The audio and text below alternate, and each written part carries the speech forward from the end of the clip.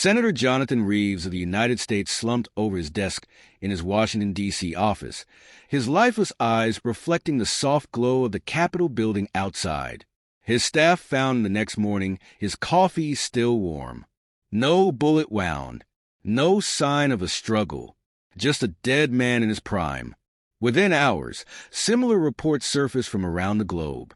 In Beijing, a top-ranking Chinese general collapsed mid-sentence during a high-level military briefing. In Moscow, a Russian intelligence director was found lifeless in his private bunker, his security systems undisturbed. By the end of the week, 12 of the world's most influential leaders and military strategists were dead. Panic set in.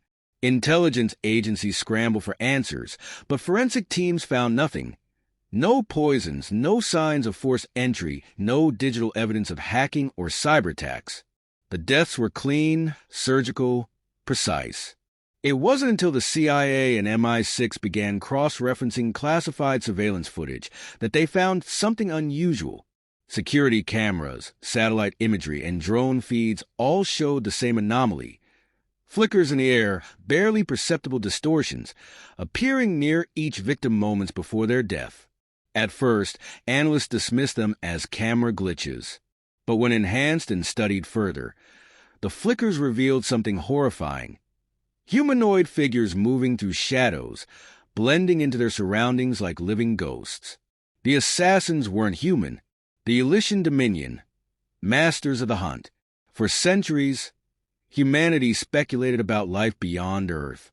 Theories ranged from benevolent visitors to warlike conquerors, but none had ever imagined the truth. The Elysian Dominion, a vast and merciless empire that ruled half the known galaxy, had been watching Earth for decades. Humanity's technological progress had accelerated far beyond projections, and the Elysians saw only two options: assimilate or exterminate. The Dominion had encountered countless civilizations, and their strategy for dealing with emerging threats was always the same: eliminate leadership first, dismantle military infrastructure second, and allow the collapse to happen from within. To carry out this operation, they deployed their deadliest assassins, the Vorks. Vorks operatives were not just killers. They were engineered for silent warfare. Their bodies were enhanced with chameleon-like skin, allowing them to blend seamlessly into any environment. Their reflexes were faster than any humans, their minds trained to operate in complete silence, communicating only through bio-implanted neural links. They carried no traditional weapons, only molecular disruptors, small devices that could induce instantaneous neural failure, making their kills look like natural causes. To the outside world, their victims simply dropped dead, leaving no trace of foul play. The perfect assassins. And they had already begun their work on Earth. Global chaos. The world's intelligence agencies struggled to comprehend what was happening. Some believed it was a new form of bioweapon. Others suspected an elite human task force operating under deep cover. But those theories fell apart when a team of U.S. Navy SEALs was wiped out in a single night. The SEALs had been stationed in Berlin, assigned to protect a NATO commander who was on the assassination list.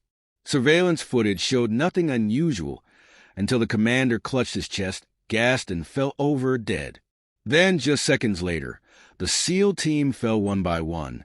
No gunshots, no visible attackers.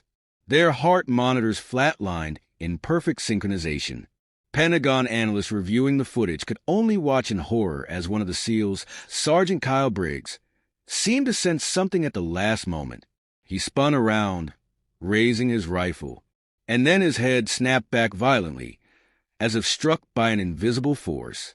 The feed cut out. The U.S. government declared a DEFCON 2 emergency, its highest alert since the Cuban Missile Crisis. Other nations followed suit, locking down critical government sites and mobilizing their special forces. But it didn't matter. The Vorks had already infiltrated their defenses. The first encounter. In an underground military base deep beneath the Rocky Mountains, the U.S. government convened its top military and intelligence officials. Inside the war room, the air was thick with tension. CIA Director Evelyn Carter stood at the front of the room, flipping through classified reports. Her normally composed face was pale. Her voice clipped. "We are under attack," she began. "Not by China. Not by Russia. Not by any known human force." The generals exchanged glances, some scoffing. One of them, General Mason Reynolds, leaned forward. "Are you suggesting these assassins aren't human?" Carter tapped a key on the control panel. The massive screen behind her flickered to life, displaying a grainy satellite image. The room fell silent. The image showed an outline of a humanoid figure, barely visible against the dark backdrop of a military compound. Its body distorted like a heat mirage, bending light around it. Carter's voice was grim. "These creatures are known as the Vorix. According to intercepted transmissions, they are part of the Elysian Dominion, an empire that spans half the galaxy. They see us as a potential threat and have decided to eliminate us before we can challenge them." Silence. Then, General Reynolds slammed his fist on the table. "This is insanity," he growled. "Aliens? Invisible assassins? You expect me to believe that?" Carter exhaled, her patience thin. "General, do you think your men died of heart attacks at the exact same moment? Do you think these deaths are just coincidence?" Reynolds said nothing. President Douglas Harrington, who had been listening intently, finally spoke. His voice was calm, yet carried the weight of authority. "Director Carter," he said, "what are our options?" Carter hesitated before responding. "Conventional forces won't work. Bullets, drones. Even our most advanced detection systems can't track them fast enough. They move before we can react. Our only chance is to fight them on their own terms, silently, from the shadows." The room went quiet again. Then, Secretary of Defense Mark Whitmore leaned forward. "We need a hunter," he murmured. "A sniper. Someone who can take them out from extreme range before they even realize they're being watched." Carter nodded. "Not just any sniper. The best." She pressed another button on the panel, bringing up a new dossier. The screen displayed a man's face, rugged, scarred, eyes sharp as a hawk's. His name flashed beneath the image. Gunnery Sergeant Jack Callahan, United States Marine Corps Ret. Confirmed kills, 211. Status, off-grid. The room murmured in recognition. Jack Callahan wasn't just a sniper. He was a legend. Reynolds leaned back, shaking his head. "Last I heard, Callahan disappeared into the mountains after his last deployment. He's done with war." Carter smirked. "Then we'll remind him that war isn't done with him." President Harrington exhaled, rubbing his temples. "Do whatever it takes," he ordered. "Find him." A storm brewing. Deep in the forests of Montana, a lone cabin sat hidden beneath the towering pines. Inside, Jack Callahan cleaned his rifle, oblivious to the black SUV that had just pulled up outside. 3 men stepped out, CIA agents. Jack glanced up, sighed, and muttered under his breath, "Here we go again." The knock at the door was firm, deliberate. Jack Callahan exhaled slowly, setting his rifle down on the worn wooden table. He knew this day would come. For 5 years, he had lived in solitude, deep in the Montana wilderness. No cell phone, no internet, no contact with the outside world. Just the trees, the wind, and the cold steel of his rifle. A man who had seen too much, done too much, and wanted nothing more than to disappear. But war had found him again. He pulled open the door, revealing 3 men in dark suits. At the center stood CIA Director Evelyn Carter, her sharp eyes scanning him like a predator sizing up prey. "Jack," she said, her voice even, "we need to talk." Jack leaned against the doorframe, arms crossed. "Whatever it is, I'm not interested." Carter didn't flinch. 12 of the most powerful people on the planet are dead, killed without a trace. Entire teams of special forces, SEALs, Delta, Spetsnaz, taken out like they were nothing. And we just found out who did it. Jack raised an eyebrow. "And you think I care why?" "You will." Carter held out a classified dossier. "They're not human, Jack. That got his attention. Jack snatched the folder from her hands, flipping it open. The grainy satellite images, the analysis of untraceable deaths, the thermal signatures that weren't quite human.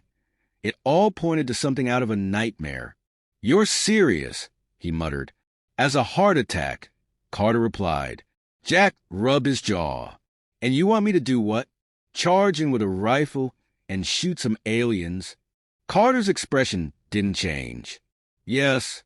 For the first time in years, Jack let out a dry laugh. "Lady, I don't know if you noticed, but I'm retired. I don't do this anymore." "You don't have a choice," she said, stepping forward. "These things are snipers, Jack. Killers. They take their targets out before they even know they're being hunted. The best counter-sniper is another sniper." Jack hesitated. She wasn't wrong. He had spent his entire military career hunting the most elusive targets in the world. Terrorists, warlords, rogue operators. He was a ghost, a shadow, the last thing his enemies ever saw. And now, something was out there that could outdo even him. That thought sent a slow burn through his veins. Carter studied him for a moment, then played her final card. "Look, I know you lost a lot over there," she said, her voice softening.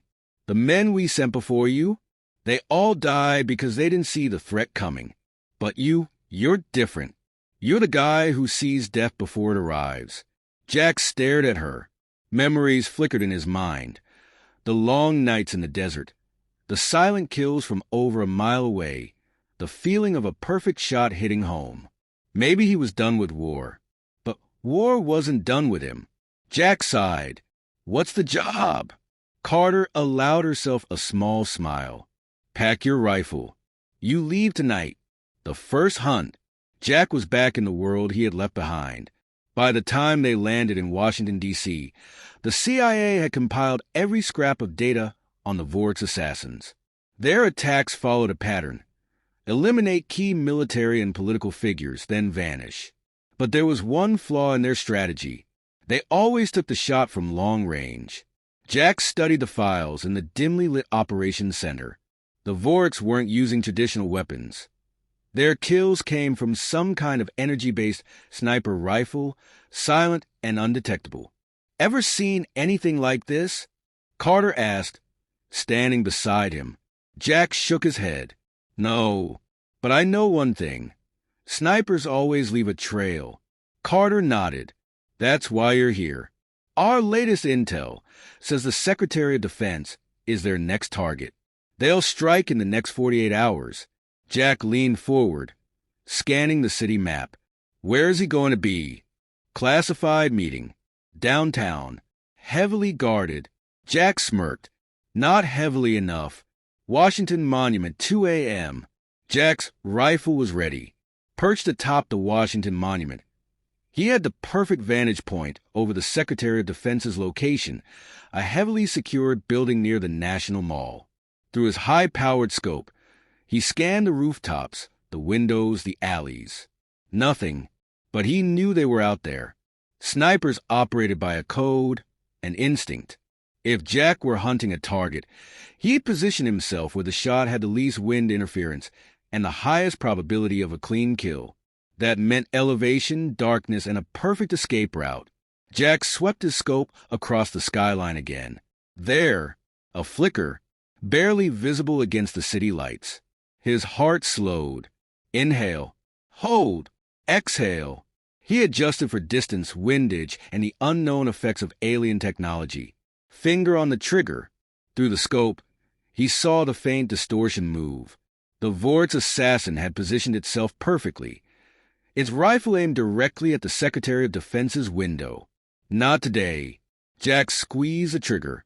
The .408 caliber round left the barrel, slicing through the air at supersonic speed. For a split second, the Vortex shimmered. Then the bullet hit home. The creature's cloaking failed, revealing its monstrous form. A 7-foot-tall humanoid with scaled, dark gray skin and pitch-black eyes. It staggered backward, a spray of dark blue blood misting the air. Jack didn't smile. He immediately chambered another round. The Vortex, despite the hole in its chest, turned its head toward him. Jack saw something impossible. It was smiling. Then, before he could fire again, it disappeared. The predator becomes the prey. Jack didn't move. He knew better than to assume a kill, especially now. Through his earpiece, Carter's voice came in sharp. "What the hell just happened?" "Not sure," Jack muttered, his eyes scanning the rooftops. "I hit it. I know I hit it. But where did it go?" Then the hairs on the back of his neck stood up. He wasn't the hunter anymore. He was being hunted. Jack shifted slightly, his instincts screaming at him. The Vorx had expected him. It had baited him. And now, it was stalking him. "Shit," he muttered. "I think I just pissed him off." Carter's voice was urgent. "Get out of there. Now." But Jack was already moving. The game had changed. The hunt was just beginning. Jack Callahan had spent years tracking the most dangerous killers on Earth. He knew the rules of the hunt: patience, precision, and control. But this time, the prey wasn't human, and it was hunting him back. Washington Monument, 2:03 a.m. Jack moved fast. He dismantled his sniper rifle in seconds, slinging it over his back as he crouched low against the cold stone railing. He had one advantage: his kill shot landed. The Vorx assassin had bled. That meant it wasn't invincible, but it was still alive. And now, it knew exactly where he was. Jack exhaled, slowing his heartbeat. Think. The Vorx wouldn't attack head-on. Snipers didn't work that way. It would flank, reposition, take him out from an unseen angle. Jack's eyes scanned the rooftops below, looking for disturbances, the faintest flicker of movement, a shift in the shadows. The city was alive with blinking red lights and distant traffic, but to a trained eye, the urban battlefield was a sniper's chessboard. Then, a glint, 3 rooftops away. Jack dove an instant before the energy shot ripped through the stone railing, sending a spray of marble shards into the air. The shot had been perfect. If he had hesitated even half a second, he'd be dead. Rolling onto his feet, he unholstered his custom M1911 pistol, suppressor attached. It was a far cry from his sniper rifle, but at this range, it might be his only shot. Another flicker, closer this time. Jack didn't wait. He fired 2 rounds into the distortion. The Vorx snarled. The sound was like gravel grinding against steel, a deep, guttural hiss that sent ice through Jack's veins. The rounds hit, but they didn't kill. Instead, the creature rippled like a mirage, twisting its body unnaturally. Then it vanished. Jack's mind raced. Cloaking tech? Some kind of active camouflage? He had dealt with enemy snipers before, but never one that could disappear into thin air. The earpiece crackled. "Callahan, are you hit?" Carter's voice was sharp. "Negative," he growled, pressing his back against the stone. "But I got a problem. It's not dead. Satellite tracking just lost it." Carter snapped. "Where is it?" Jack scanned the darkness. "If I knew that, I wouldn't be standing here." Silence. Then Jack's gut twisted. It was moving again, fast, and it wasn't retreating. It was coming for him. The rooftop battle. Jack didn't hesitate. Sniper tactics wouldn't work anymore. This wasn't a long-range engagement. It was now close-quarters combat. The Vorx moved like a ghost, flickering between visibility and shadow, its form phasing in and out of sight. But Jack had fought enough battles to trust his instincts. He closed his eyes for half a second, listened. There, a whisper of movement on the stone. Behind him, Jack spun and fired 3 times before the Vorx fully materialized. The bullets hit, tearing into the creature's armor-like flesh. But instead of falling, the assassin lunged. Jack barely dodged as a razor-sharp blade extended from its forearm, slicing through the space where his neck had been a fraction of a second ago. He felt the heat of the strike pass inches from his skin. Rolling backward, he brought his pistol up, but the Vorx was already on him. It moved faster than humanly possible, closing the distance in an instant. Jack barely had time to react as it slammed into him, sending him skidding across the stone surface. Jack gritted his teeth. This thing was stronger than it looked. The Vorax stood over him now, fully visible, a 7-foot-tall predator, its dark, scaled skin shimmering under the moonlight. Black, soulless eyes locked onto him as it cocked its head, studying him. Jack moved slow, keeping his breathing even. If it wanted to toy with him, fine. That gave him time. His fingers inched toward his combat knife. The Vorax hissed something in a language Jack didn't understand. Then it raised its arm, preparing to finish him. Jack moved, fast. In one motion he rolled, slamming his knife into the creature's knee joint. The Vorax roared, a sound of rage, not pain. Its cloaking flickered, failing for a split second. Jack didn't waste the opening. He twisted the blade, yanking it free, then fired 2 more rounds into the exposed wound. This time, the Vorax staggered. Jack used the moment to get back on his feet, breathing hard. The Vorax stared at him, its black eyes unreadable. Then, without warning, it turned and leapt. Jack cursed, running to the edge just in time to see it vanish into the night. It was gone. Jack tightened his grip on his pistol, scanning the skyline. He knew what this meant. It wasn't retreating. It had learned. And next time, it wouldn't make the same mistake. A warning from the stars. Back at the secure CIA command center, Carter paced as Jack debriefed. "You're saying you wounded it and it still escaped?" she asked. Jack nodded, rubbing his shoulder. "Yeah, and it wasn't scared. It was testing me." Carter's expression darkened. "That means more will come." Jack exhaled. They were already coming. Now they'll be smarter about it. Before Carter could respond, an alarm blared. The operations room lit up as analysts scrambled. "What the hell is happening?" Carter barked. A technician turned, his face pale. "Ma'am, we're intercepting an off-world transmission." The room went silent. Jack and Carter exchanged a glance. "Put it on screen," she ordered. The holographic display flickered. Then a chilling alien voice filled the room, translated by the CIA's AI systems. "Human sniper, we know your face. We have seen your hunt. You are the first to wound a Vorax." The voice was cold, amused. "You interest us. But we are not the only ones watching." Jack clenched his jaw. What the hell does that mean? The transmission continued. "Your world is no longer hidden. The Dominion knows your name, Jack Callahan. And now..." A pause. Then, in a final whisper, "The real war begins." The transmission cut out. The room was silent. Jack slowly exhaled. He had spent his whole life as a sniper, a ghost in the shadows. But now he wasn't just a hunter. He was the hunted. And something far worse was coming. The world had changed. Jack Callahan stood atop a ruined skyscraper, his sniper rifle resting against his shoulder.